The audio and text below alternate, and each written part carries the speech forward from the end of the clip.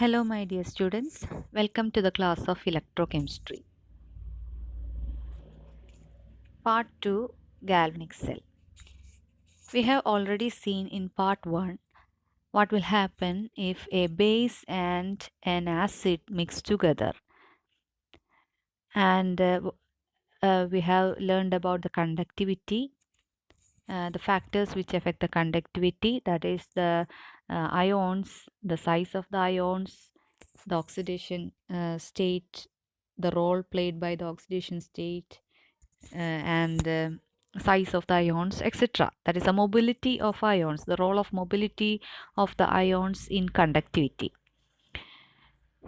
Now, in this section, we are coming to the applications of our first session. We have seen the Colrash's law, etc. So everybody have seen batteries, and you know what is the function of a battery and what is happening inside that battery. You have batteries in your watch, right? In torch, clocks, etc. we are using battery. In the inverters we are using battery. What is happening there?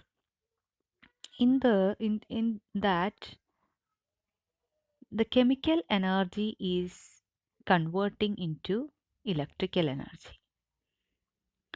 So we are going to learn about this type of applications or batteries in this section. അപ്പോൾ നിങ്ങളുടെ കയ്യിലുള്ള batteries, നിങ്ങൾ use ചെയ്യുന്ന batteries, അവിടെയൊക്കെ എന്താ സംഭവിക്കുന്നത്? In that battery there is certain chemicals are filled inside that battery. So these chemicals are reacting together, and due to that chemical reactions some electricity is producing. So we are going to see how this electricity is producing, or electrical energy is producing inside these types of battery. So galvanic cell. Here you can see the schematic diagram of a galvanic cell.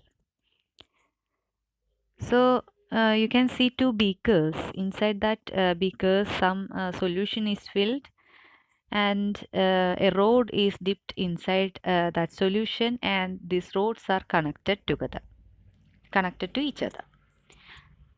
And you can see a U-shaped structure here.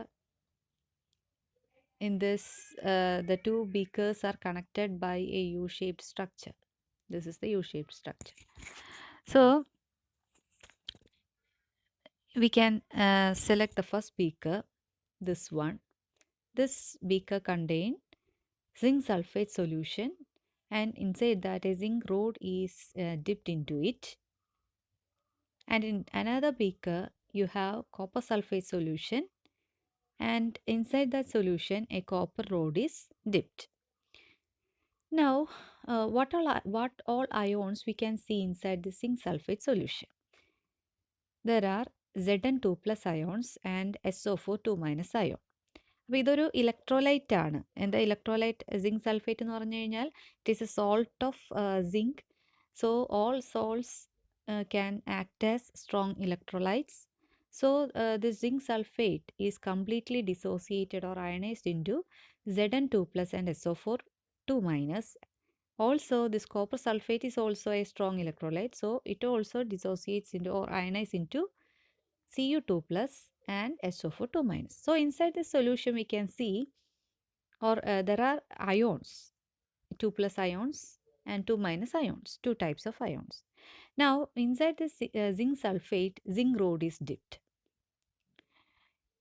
and the zinc rod is connected to the copper rod through a wire. An ammeter is connected to note the current flow. Now this part of this galvanic cell, this is the schematic representation of the galvanic cell.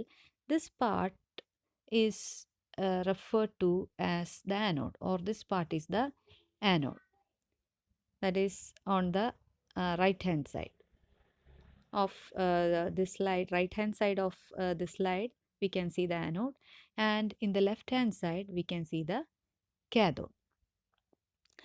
So in the anode, the oxidation is occurring. So the anode is also known as oxidation electrode, and the cathode is known as the reduction electrode. Here reduction is occurring. So ഇവിടെ reaction നടക്കുന്നത് oxidation എന്ന് പറഞ്ഞു കഴിഞ്ഞാൽ removal of electrons, and reduction is addition of electrons. So in the oxidation electrode or anode, the reaction occurring is Zn gives Zn2 plus 2 electrons. അപ്പോൾ ഈ zinc road സൊല്യൂഷനിൽ dip ചെയ്യുമ്പോൾ zinc റോഡിലെ zinc എന്തായി convert ചെയ്യും? Zn2 plus 2 electron ആയിട്ട് convert ചെയ്യും. അതിൽ Zn2 will come into the solution. അപ്പോൾ Zn2 സൊല്യൂഷനിലേക്ക് വരും. സൊല്യൂഷനിൽ Zn2 കോൺസെൻട്രേഷൻ അപ്പോൾ കൂടും. Now what will happen to the electron? The electron will move to the wire. മുകളിൽ കാണിച്ചിരിക്കുന്ന ഈ വയറിലേക്ക് ഇലക്ട്രോൺ മൂവ് ചെയ്യും.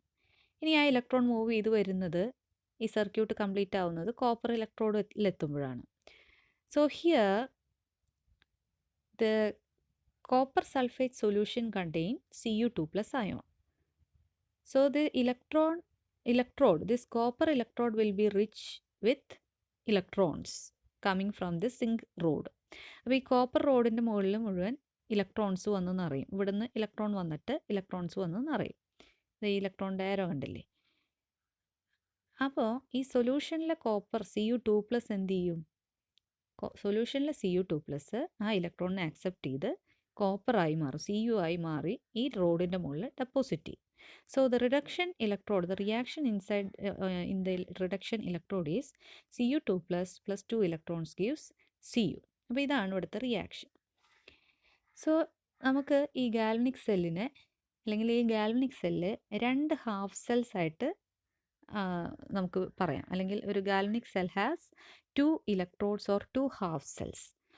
സോ ഓരോ ഹാഫ് സെൽ എന്ന് പറയുന്നത്, ഒന്ന് ആനോഡ് റിയാക്ഷൻ നടക്കുന്നത് അല്ലെങ്കിൽ ഓക്സിഡേഷൻ റിയാക്ഷൻ നടക്കുന്നത്, 2 റിഡക്ഷൻ റിയാക്ഷൻ നടക്കുന്നത്.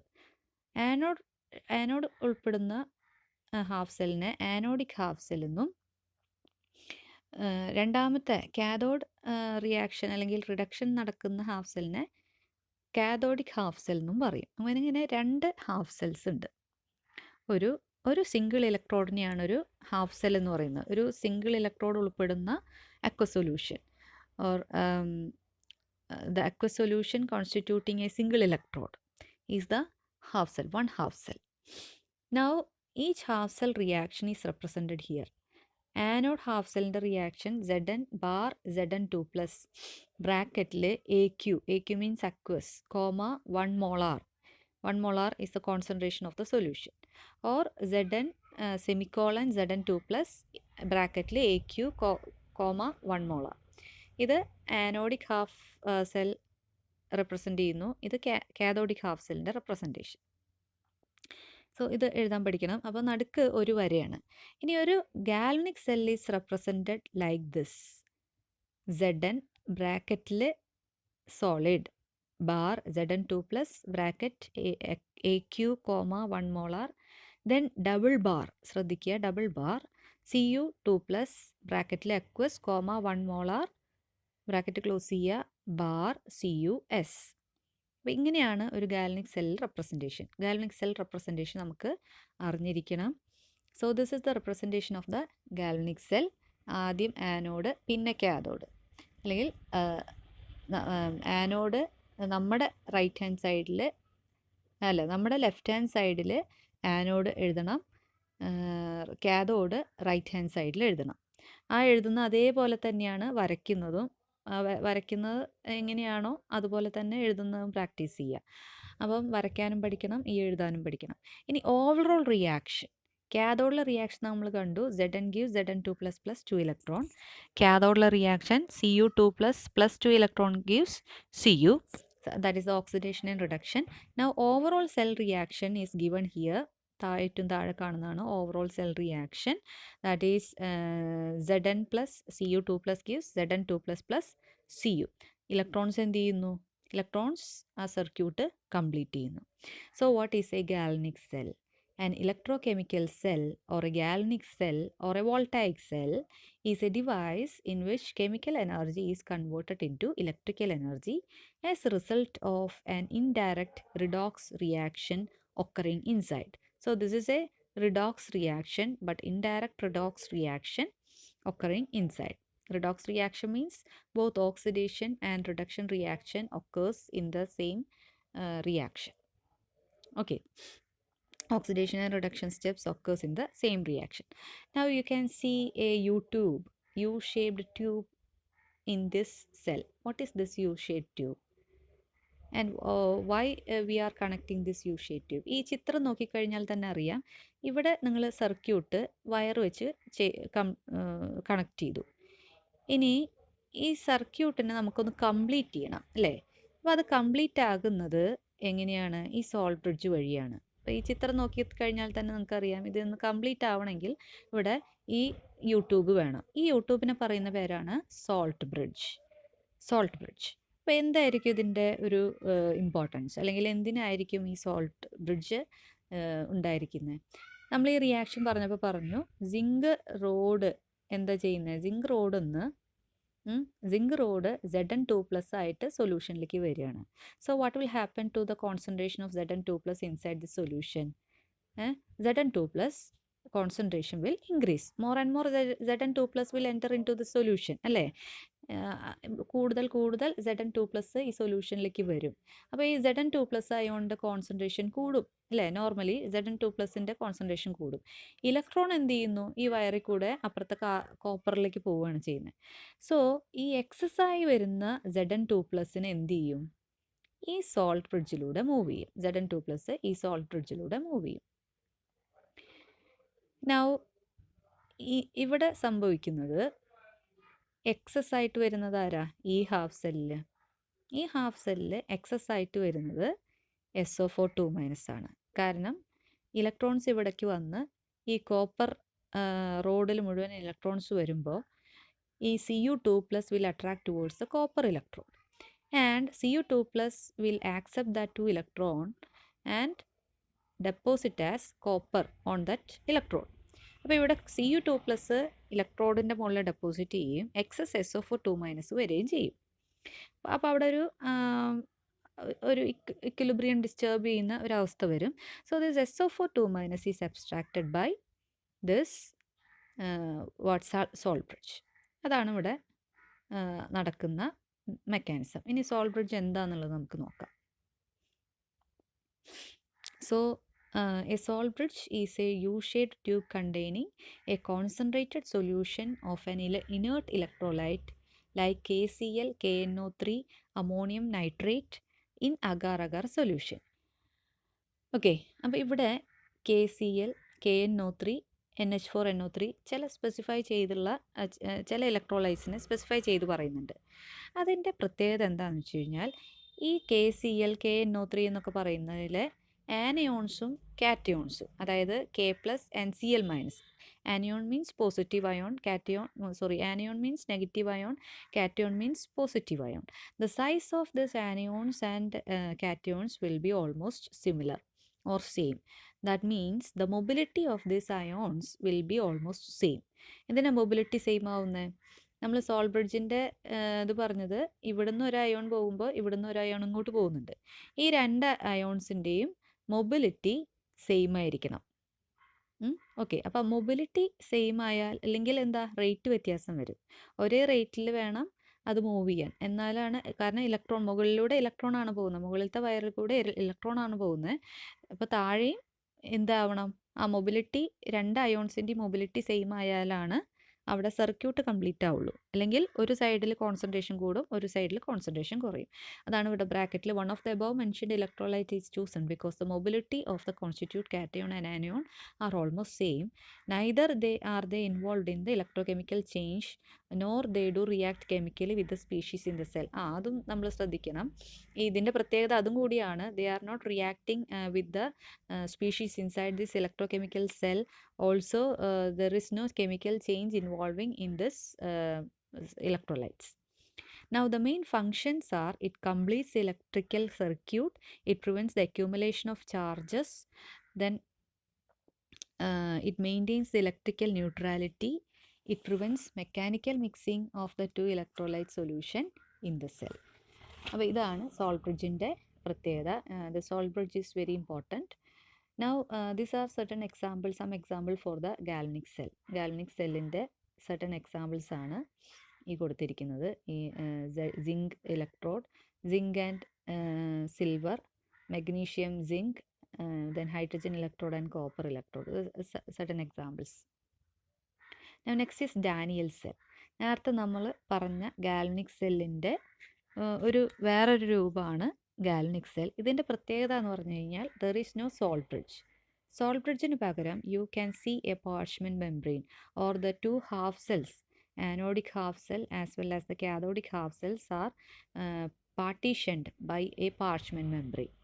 ഒരു മെംബ്രെയിൻ, ഒരു ഡയഫ്രം, പോറസ് ഡയഫ്രം വെച്ചിട്ട് ആണ് ഇത് ഡിവൈഡ് ചെയ്തിട്ടുള്ളത്. Instead of salt bridge a porous diaphragm is use to separate the two solutions. അത്രയാണ് ഇതിനുള്ള ഒരു difference. And this is in schematic representation. The commercial form was developed by an English chemist John Frederick Daniell around 19th century. Okay, അപ്പോൾ ഇവിടെയും same Daniel cell പോലെ തന്നെ zinc സൾഫേറ്റിനകത്ത് zinc metal dip ചെയ്തിരിക്കുന്നു, copper സൾഫേറ്റിനകത്ത് copper road dip ചെയ്തിരിക്കുന്നു. Then half cell reactions are almost same. ഇവിടെ നമ്മൾ represent ചെയ്യുന്നത് ചെറിയൊരു വ്യത്യാസമുള്ളത്, സോൾട്ട് ബ്രിഡ്ജ് സൂചിപ്പിക്കുന്ന ഡബിൾ ബാറാണ് സോൾട്ട് ബ്രിഡ്ജ് ഗാൽവനിക് സെല്ലിൽ സോൾട്ട് ബ്രിഡ്ജ് സൂചിപ്പിക്കുന്നത്. ഇവിടെ അതിന് പകരം പോറസ് മെംബ്രെയിനെ സൂചിപ്പിക്കുന്നത് ഡോട്ട്സ് വെച്ചിട്ടാണ്, ദിസ് ഡോട്ട്സ്. ഓക്കെ, അപ്പോൾ salt bridge double bar use ചെയ്യുക, ഡോട്ട്സ് എന്തിന് ഡാനിയൽ സെല്ലിലെ പോറസ് മെംബ്രെയിനെ യൂസ് ചെയ്യുക. Now the reaction are same, the cell reactions are same anodic cathodic reactions and cell reactions.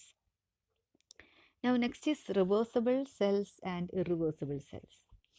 Now reversible cell, reversible, the word meaning വെച്ചിട്ട് നിങ്ങൾക്ക് പറയാം reversible, അങ്ങോട്ടും ഇങ്ങോട്ടും പോകാൻ കഴിയുന്ന അല്ലെങ്കിൽ റിവേഴ്സിബിൾ കണ്ടീഷൻ സാറ്റിസ്ഫൈ ചെയ്യുന്നതാണ് റിവേഴ്സിബിൾ സെൽ എന്ന് പറയുന്നത്. A cell which satisfies thermodynamic requirements of reversibility. Now എന്താ thermodynamic reversibility? Driving force should be infinitesimally greater than the opposing force, എങ്കിൽ മാത്രമേ റിവേഴ്സിബിലിറ്റി വരുള്ളൂ. നിങ്ങൾ തെർമോഡൈനാമിക്സ് പഠിച്ചതാണ്.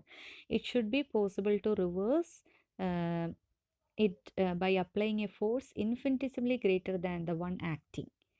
Okay, the thermodynamic reversibility you have already seen in last sem.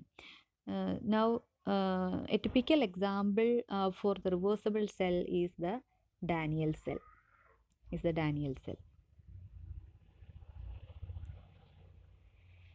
Now a cell can be called reversible if it satisfies the following conditions. Conditions പറയുന്നത്, if it is connected to an external source of EMF made exactly equal to its own, no current should flow from it and no reaction should take part within it. റിവേഴ്സിബിൾ സെല്ലാണെങ്കിൽ ആ സെല്ലിൻ്റെ അതേ EMF, അതേ voltage ഉള്ള മറ്റൊരു cell അതിൽ connect ചെയ്ത് കഴിഞ്ഞാൽ no electron should flow, no current should flow and no reaction should take place. ഇനി എക്സ്റ്റേണൽ സെല്ല് അല്ലെങ്കിൽ എക്സ്റ്റേണൽ EMF നമ്മൾ എടുക്കുന്ന സെല്ലിനേക്കാളും കൂടുതൽ ആണെങ്കിൽ, വോൾട്ടേജ് കൂടുതലാണെങ്കിൽ what will happen? A current should flow from the cell. External EMF കൂടുതലാണെങ്കിൽ current സെല്ലിൽ നിന്ന് അങ്ങോട്ട് പോകണം, അല്ലേ? ഒന്നുകൂടി പറയാം, എക്സ്റ്റേണൽ EMF, എക്സ്റ്റേണൽ സോഴ്സിൻ്റെ EMF നമ്മളെടുക്കുന്ന സെല്ലിൻ്റെ EMFന് ഈക്വൽ ആണെങ്കിൽ no reaction will occur, no current will flow. If the external EMF is made infinitesimally smaller than its own, okay, the amount of current should flow from the cell. External EMF നമ്മുടെ സെല്ലിനേക്കാളും കുറവാണെങ്കിൽ നമ്മുടെ സെല്ലിൽ നിന്ന് അങ്ങോട്ട് current pass ചെയ്യും. ഇനി external EMF നമ്മുടെ സെല്ലിൻ്റെ EMFനേക്കാളും കുറച്ച് കൂടുതലാണെങ്കിൽ എക്സ്റ്റേണൽ നിന്ന് നമ്മുടെ സെല്ലിലേക്ക് കറണ്ട് പാസ് ചെയ്യും. A small current should flow through it in the opposite direction and the cell reaction should exactly reversed. So that is reversible cell. Now what will be the irreversible cell? ഇതിൻ്റെ നേരെ opposite, a cell that does not satisfy the above requirements for reversibility is called an irreversible cell. Now reversible electrodes. അപ്പോൾ ഈ reversible സെല്ലിൽ ഉള്ള ഇലക്ട്രോഡ്സിനെയാണ് reversible electrodes എന്ന് പറയുന്നത്. അപ്പോൾ ഒരു സെല്ലിന് 2 ഇലക്ട്രോഡ്സ് വേണം, ഒരു ആനോഡ് വേണം, ഒരു കാഥോഡ് വേണം, അല്ലെങ്കിൽ 2 ഹാഫ് സെൽസ് വേണം, ഒരു ആനോഡിക് ഹാഫ് സെല്ലും ഒരു കാഥോഡിക് ഹാഫ് സെല്ലും. അപ്പോൾ ഇത്തരത്തിൽ 2 ഇലക്ട്രോഡ്സ് ഉൾപ്പെടുന്നതായിരിക്കും ഒരു റിവേഴ്സിബിൾ സെൽ എന്ന് പറയുന്നത്. അത്തരത്തിലുള്ള റിവേഴ്സിബിൾ സെല്ലിനകത്തുള്ള ഇലക്ട്രോഡ്സിനെയാണ് റിവേഴ്സിബിൾ ഇലക്ട്രോഡ്സ് എന്ന് പറയുന്നത്. 3 തരത്തിലുള്ള റിവേഴ്സിബിൾ ഇലക്ട്രോഡ്സ് ഉണ്ട്. ആദ്യത്തത് electrodes reversible with respect to cation. That is, it is also known as metal ion electrode. ഇതാണ് example. Zn2 plus Cu2 plus Ag plus, ഇതൊക്കെ ഇതിന് എക്സാമ്പിളാണ്. മെറ്റൽ അയോൺ കണ്ടോ, zinc Zn2 plus metal ion electrode. So it consist of a metal dipping in to a solution repeating ഉണ്ട്, cut ചെയ്യുക, containing its own ions and it's reversible with respect to the metal ion. This is example. ഇത് ഒരു typical പിന്നെ general ആയിട്ടുള്ള representation, electrode representation ആണെങ്കിൽ this will be the reaction. Mn plus plus n electron gives Ms. So this is another example. ഒരു hydrogen ഇലക്ട്രോഡിൻ്റെ എക്സാമ്പിളാണ്. Hydrogen electrode ഇതാണെങ്കിൽ അവിടുത്തെ റിയാക്ഷൻ റിവേഴ്സിബിൾ ഇലക്ട്രോഡ്, ഹൈഡ്രജൻ ഇലക്ട്രോഡും റിവേഴ്സിബിൾ ഇലക്ട്രോഡാണ്. ഇതിൻ്റെ റിയാക്ഷൻ വരുന്നത് ഇങ്ങനെയാണ്. So it is a metal ion electrode. It consists of metal dipped into a solution, this one. Now next is electrodes reversible with respect to cation.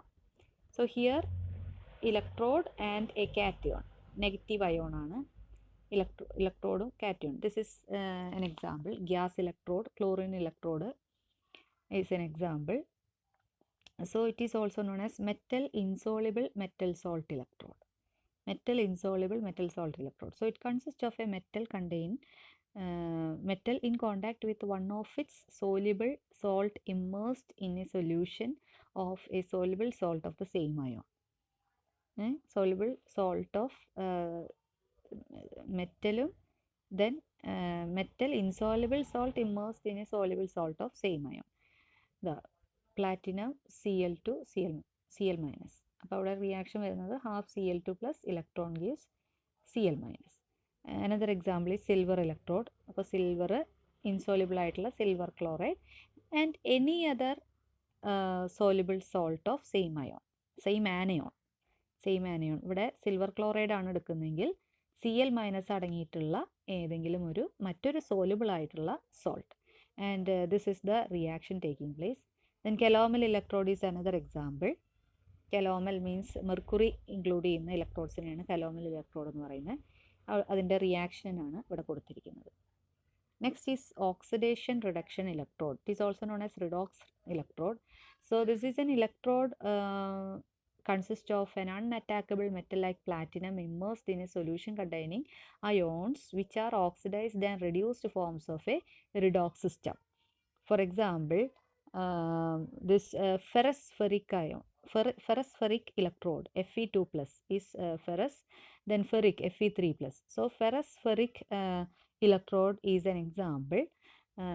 This is the reaction taking place here. Fe3 plus accept one electron to give Fe2 plus. Then another example is stannous-stannic electrode. അപ്പോൾ ഇവിടെ ഒരു അൺഅറ്റാക്കബിൾ metal വേണം, then immersed in a solution containing ion which are oxidized reduced forms. So these are the oxidized reduced forms of the system of the electrode. So thank you.